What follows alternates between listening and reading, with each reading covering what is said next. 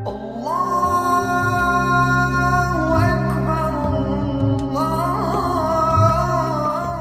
کریم صلی اللہ علیہ وسلم جب مکہ مکرمہ سے مدینہ منورہ تشریف لے گئے تو 16.5 مہینے تک بیت المقدس کی طرف منہ کر کے نماز پڑھتے تھے. جیسے ہم یہاں ہیں نا تو ادھر بیت اللہ ہے، ادھر بیت المقدس تھا، تو آپ ادھر منہ کر کے نماز پڑھتے تھے. تو آپ اللہ تعالیٰ سے امید رکھتے تھے اور چاہت رکھتے تھے کہ یا اللہ ہمارا قبلہ بیت اللہ شریف ہو جائے. 16.5 مہینے کے بعد آپ نماز پڑھا رہے تھے ایک محلے میں، اور وہاں 2 رکعتیں پڑھنے کے بعد نماز کے اندر ہی حکم ہو گیا فولی وجہ کا شطر المسجد الحرام، بیت اللہ شریف کی طرف منہ کر لو. تو نبی کریم صلی اللہ علیہ وسلم نے منہ بیت اللہ کی طرف کیا تو کیسے ہو گیا؟ بھائی ادھر منہ تھا نا، امام ادھر ہے، تو اب امام کدھر ہو جائے گا؟ ادھر آ جائے گا. ہاں رخ بدلا اور اس طرف پہلی صف آخری صف ہو گئی، آخری صف پہلی صف ہو گئی. اور صحابہ کے قربان کسی کو یہ اعتراض نہیں ہوا کہ نماز میں کیا ہو رہا ہے. وہ جانتے تھے نبی معصوم ہوتا ہے اور جو کرتا ہے وہ ٹھیک کرتا ہے. اللہ ہمیں بھی یہ یقین نصیب فرما دے. تو انہوں نے بھی رخ بدل لیا. آج بھی اس مسجد کا نام مسجد قبلتین ہے. اللہ ہم سب کو اس کی زیارت نصیب فرما دے. اب جو یہودی تھے وہ بڑے خوش تھے کہ ہمارا قبلہ اختیار ہو رہا ہے، قبلہ ہمارا اختیار ہو رہا ہے. تو جب آپ نے قبلہ بدلا تو یہودیوں نے اعتراض شروع کر دیا، دیکھو جی ان کا کوئی اعتبار نہیں، کبھی مشرق کو منہ کرتے ہیں کبھی مغرب کو. تو اللہ تعالیٰ نے اس کا جواب دیا جو بڑی توجہ سے سننے والی بات ہے.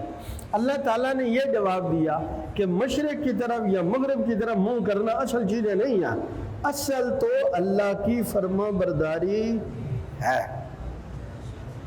وہ کیا ہے نا مشرق کو کرو گے مشرق کو کر دیں گے، وہ کیا مغرب کو مغرب کو کر، اصل کسی رخ کی طرف منہ کرنا نہیں ہے. پھر اللہ رب العالمین نے اس کی وضاحت فرمائی. نیکی کیا ہے؟ من آمن باللہ والیوم الآخر والملائکہ والکتاب والنبیین. اس کے بعد مالی حقوق کے متعلق فرمایا وآت المال علی حبہ ذوی القربى، اللہ کی رضا کے لیے رشتہ داروں پر مال خرچ کرے، والیتامى والمساکین وابن السبیل والسائلین وفی الرقاب، غلاموں کو آزاد کرانے میں. کوئی آج بھی ہمارے معاشرے میں بہت سارے لوگ اپنے قرضے کی وجہ سے لوگوں کے غلام بنے ہوئے ہیں. جو بندہ کسی مقروض کا قرضہ ادا کر کے اسے غلامی سے نجات دلائے، میرے حبیب صلی اللہ علیہ وسلم نے فرمایا اللہ اسے جہنم سے آزاد کر دے گا. جی تو ضروری نہیں ہے کہ آپ کے پاس ڈھیر سارے پیسے ہوں تب بھی آپ یہ کام کریں گے. ایک بار ہمیں اللہ تعالیٰ نے ایسے 13 لوگوں کی آزادی کا ایک دن میں موقع دیا. سیٹ تو آپ ہے نا، ہم تو درویش ہے جو قید میں تھے محض پیسوں کی وجہ سے. تو ایک دن میں الحمدللہ ان کو اللہ نے آزادی دلوانے کی توفیق عطا فرمائی. خیر میں عرض کر رہا تھا اللہ رب العالمین نے فرمایا چوتھی بات کہ وہ کیا کرتے ہیں کہ وہ تکلیف اور مصیبت میں بھی والصابرین فی البأساء والضراء وحین الباس، جن میں یہ صفات ہیں اولئک الذین صدقوا واولئک هم المتقون، یہی سچے لوگ ہیں، یہی پرہیزگار لوگ ہیں. پہلے کیا کہا تھا؟ یہی مفلحون ہے اور یہی ہدایت پر ہے. اب ان کی دوسری صفت بتائی، اب یہ سچے ہیں، یہی ہدایت پانے والے ہیں. یہاں ایک اعتراض لوگ کرتے ہیں، آج کے دور میں بھی ہوتا ہے. ایک بندہ تو کسی نے مار دیا، اب ایک جان تو چلی گئی، اب آپ دوسری جان بھی مار کر تو 2 بندے کیوں مارنا چاہتے ہیں؟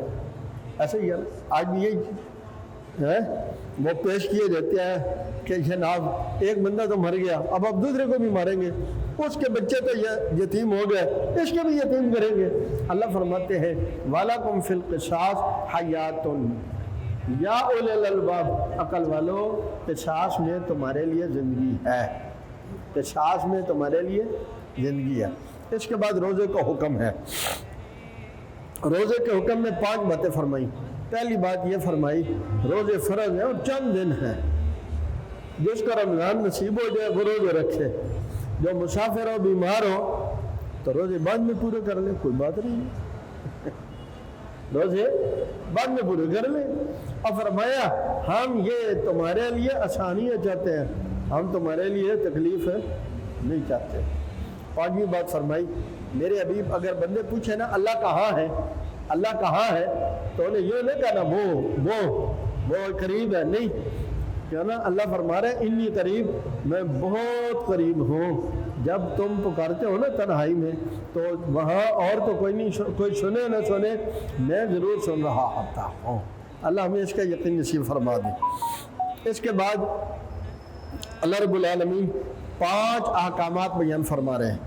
پہلی بات یسألونک عن الاحلہ، یہ آپ سے سوال کرتے ہیں چاند کے بارے میں، یہ کیا ہے، کبھی گھٹتا کبھی بڑھتا ہے، تو فرمایا ان کو بتا دو یہ تمہارے حساب کے لیے ہے اور تمہارے حج کے لیے ہے۔ پیچھے ذکر کس کا گزرا؟ رمضان کا، روزوں کا، آگے ذکر آ گیا حج کا۔ تو فرمایا یہ جو چاند ہے اس کے حساب سے تم نے روزے رکھے تھے، اب اسی کے حساب سے تم حج بھی کرو گے۔ اگر چاند کا یہ نظام نہ ہو تو تمہیں کیسے پتہ چلے گا رمضان شروع ہو گیا، کیسے پتہ چلے گا بھئی حج آ گیا ہے۔ دوسرا سوال تھا یسألونک عن الشہر الحرام قتال فیہ، لوگ پوچھتے ہیں کون سے مہینے میں قتال جائز نہیں ہے، کون سے مہینوں میں؟ تو وہ 4 مہینے ہیں، رجب کا مہینہ اور پھر رمضان کے بعد 3 مہینے، یہ 4 مہینے محترم مہینے شمار ہوتے ہیں۔ یہ اسلام سے پہلے بھی ان مہینوں کو محترم قرار دیا جاتا تھا اور ان میں لڑائیاں نہیں کی جاتی تھیں۔ اب تو کوئی محترم نہیں رہا، جب حرمین محترم نہیں رہے تو اور کون سی چیز محترم رہے گی؟ اللہ ہمارے حال پر رحم فرمائے۔ تیسرا سوال تھا یسألونک عن المحیض، یہ حیض کے بارے میں سوال کرتے ہیں۔ یہود جو اپنی بیوی کے ہاتھ سے حیض کے دنوں میں کپڑا نہیں لیتے تھے، کھانا اس کا پکا ہوا نہیں کھاتے تھے، اس کے جسم سے مس نہیں کرتے تھے، نال لگ گیا تو میں بھی ناپاک ہو گیا۔ نبی کریم صلی اللہ علیہ وسلم نے سمجھایا کہ وہ ایک اللہ کا حکم ہے، یہ نہیں کہ وہ ناپاک ہو گئی ہے۔ پیغمبر علیہ السلام نے پھر عملاً ایک ہی بستر پر اپنی بیوی کے ساتھ امت کو سبق سکھا دیا کہ اس طرح یہ کوئی چھوت نہیں بن گئی اس کی وجہ سے، بھئی اس کو ایک حکم ہے وہ اس کی پابند ہے، بس تمہارے لیے کوئی نہیں کہ اس کے دلے میں کپڑے نہیں استعمال کرنے، اس کا پکا وہ کھانا نہیں کھانا، اس کا آٹا گوندا ہے تو بس وہ نہیں کرنا، ایسی کوئی بات نہیں ہے۔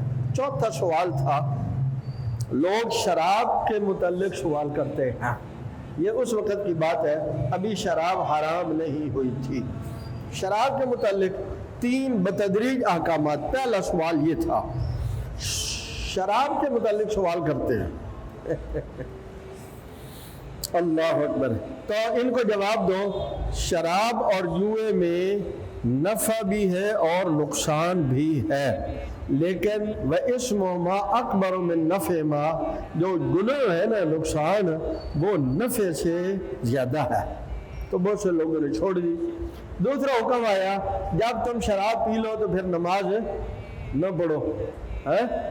ایک بندے نے قرآن میں سے 3 حکم نکالے، اس نے کہا اللہ نے قرآن میں کمال کے 2 حکم دیے اور ایک نہیں کیا۔ ان کا وہ کیا؟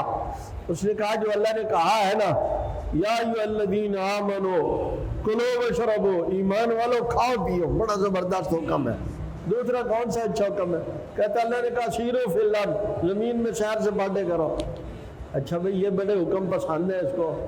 اچھا تیسری ایک بات اور بڑی پسند ہے، اللہ نے کہا یا ایھا الذین آمنوا لا تقربوا الصلاۃ، ایمان والو نماز کے قریب نہ جاؤ۔ نے کہا آگے بھی پڑھو۔ اس نے کہا اچھا یہ بتاؤ جو میں نے پڑھا یہ قرآن ہے کہ نہیں ہے؟ اس نے کہا قرآن تو ہے پر آگے بھی پڑھو۔ اس نے کہا قرآن میں جتنے پر عمل ہو جائے کافی ہے، غنیمت ہے۔ یہ تو آج کے یہ جو آپ کو سکالر نظر آتے ہیں نا یہ سارے اس طرح کے ہیں، لیکن آپ بولے بھلے آپ سمجھتے واہ جی واہ مولویوں نے تو علم ہی کوئی نہیں، کیا جدید اس نے علم ظاہر کیا آگے تو پڑھتا نہیں ہے نا وہ وان تم سکارا، جب تم نشے کی حالت میں تو نماز کے قریب نہ جاؤ، وہ کہتا ہے نماز کے قریب ہی نہ جاؤ بات۔ اللہ ہمارے حال پر رحم فرمائے۔